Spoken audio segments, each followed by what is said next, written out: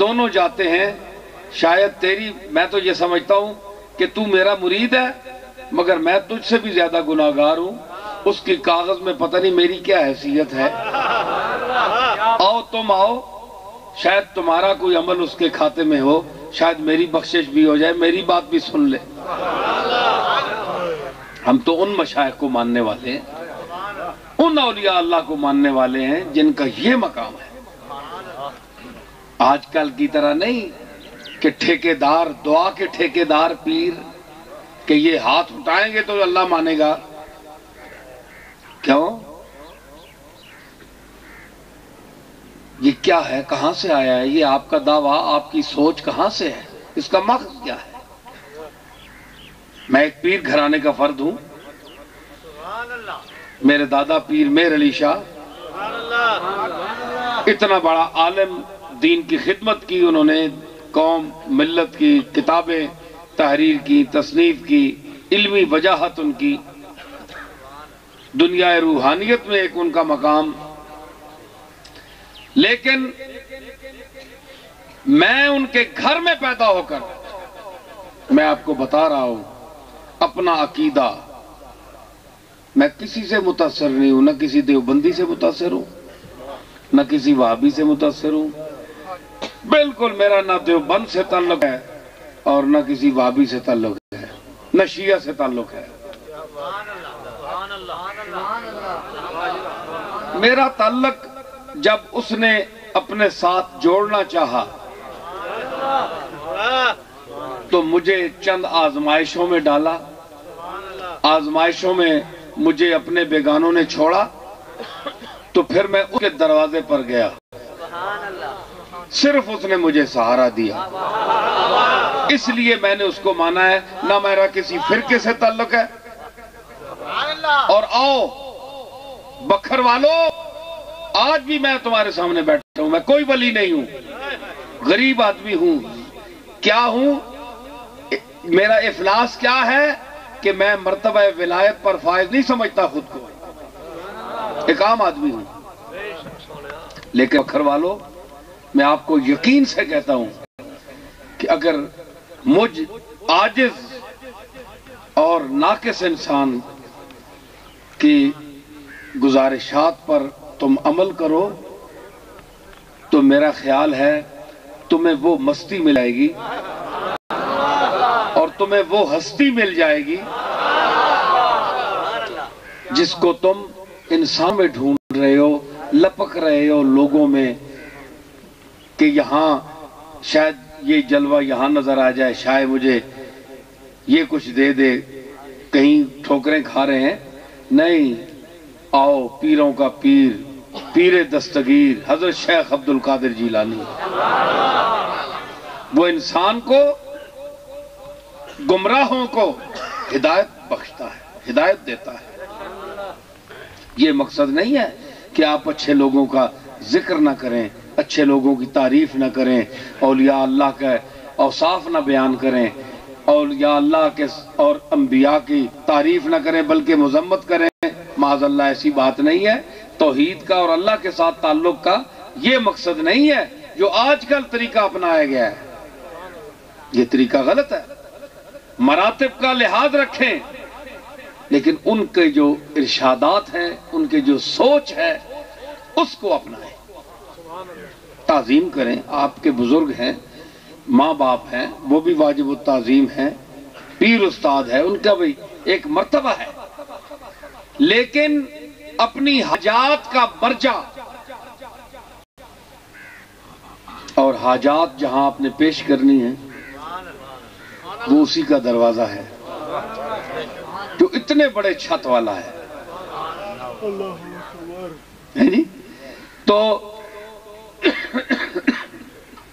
ایک صاحب مجھے کہنے لگے، ہمارے یہ شو جو ہوتا ہے نا پیروں کا، اللہ معاف کرے، اس میں بھی بڑی بڑے شخصیات آتی ہیں جی۔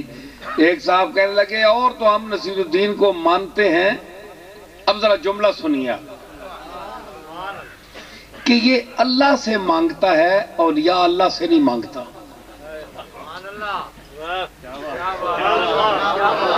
اولیاء اولیاء سے نہیں مانگتا، اللہ سے مانگتا ہے، ہماری ناراضگی یہ ہے۔ اب اندازہ لگائیں آپ، ہیں جی، میں نے کہا اجہل الجاہلین کہ اولیاء اللہ کس سے مانگتے ہیں؟ اللہ سے۔ نبی کس سے مانگتے ہیں؟ اللہ سے۔ حضور سید عالم کی سیرت طیبہ کے تمام پہلو آپ دیکھ لیں، صرف ان کا راستہ ہی ایک ہے، کیونکہ وہ اسی راستے سے آئے ہیں، اسی کا پیغام لے کر آئے ہیں۔ ان کا ایک سامنے، نبوت کے سامنے ہے ہی اللہ، اور ہے ہی کوئی نہیں۔ نبی کے سامنے ہے ہی اللہ، تو اسی سے مانگ رہے ہیں، اسی سے سب کچھ کر رہے ہیں۔ لیکن وہ کہتے ہیں نہیں جناب، میں نے کہا بھائی میں تو اولیاء اللہ سے نہیں مانگوں گا، میں تو وہاں سے مانگوں گا جہاں سے اولیاء اللہ نے مانگا ہے، میں نہیں مانگتا، کیونکہ اولیاء کا یہ کام ہی نہیں ہے۔ وجہ اولیاء اللہ، بھئی ذرا بکھر والے ہو، عرصے بعد میں آیا تے ذرا زنگ لگ گیا، اسی مولوی چاڑ دینے انہیں زنگ، ذرا زنگ لوا لاؤ۔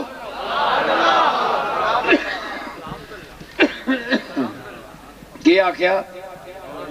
اولیاء اللہ، اولیاء تو بعد اللہ، میں بندیال بھی سا ذکر کی، اولیاء تو بعد اللہ۔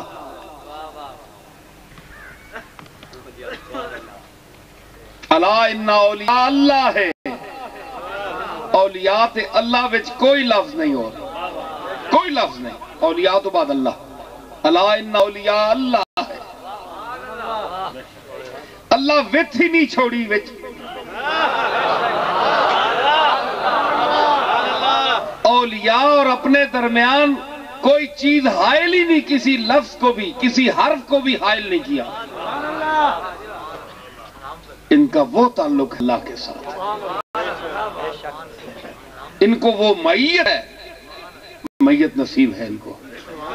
تے جڑا اتنے نیڑے ہوئے، جڑے اتنے نیڑے کے وچ ایک حرف نہ بھی وچ نہیں اللہ وچ پائی، تے بندہ نیڑے والے کو منگنا ہے یا دور والے کو منگنا ہے؟ ماں جو پانی لوڑ پہوے، میں نیڑے والے کو منگساں جو جڑے پیچھے کھلتے ہیں انہوں کو منگساں؟ بولو، نیڑے والے کو۔ اولیاء تو بعد اللہ، اللہ کتنا نیڑے وے؟ تے تسی دسو پھر اولیاء اللہ جو ہے، اولیاء کس سے مانگیں گے؟ اللہ سے مانگیں گے، کیونکہ اللہ ان کے قریب ہے اور یہ اللہ کے قریب ہے۔ تسی آگو نحنو اقرب الیہ من حبل الورید، وہ تو پھر سارے نے نزدیک ہے، جڑا ساکھ کرنا ہے وہ مراد نہیں۔ کیا تسا پتہ ہے؟ آپ کو پتہ ہے کہ اللہ کے قریب ہے؟ اس کے قرب کا آپ کو احساس ہے؟ یہ جتنے لوگ بیٹھے ہیں مجھ سمیت، ہمیں کیا پتہ ہے کون ہمارے قریب ہے؟ ہمیں یہ احساس ہوتا تو ہمارے عقائد کا یہ حال ہوتا۔ اگر ہم اللہ کو محسوس کرتے، ہم نے اللہ کو معلوم کیا ہے، محسوس نہیں کیا۔ یوں عقدہ کھلا کسی سے کھولا نہ گیا، یوں عقدہ کھلا کسی سے کھولا نہ گیا، اسرار کو ناطقے پہ تولا نہ گیا، معلوم ہوا راز تو چھیڑی بحثیں، معلوم ہوا راز تو چھیڑی بحثیں، محسوس ہوا راز تو بولا نہ گیا۔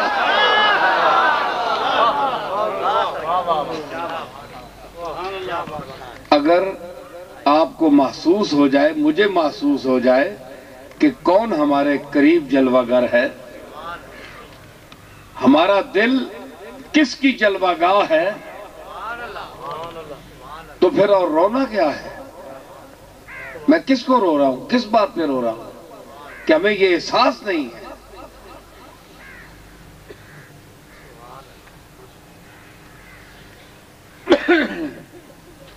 مرزا بیدل کہتا ہے تمام شوق لے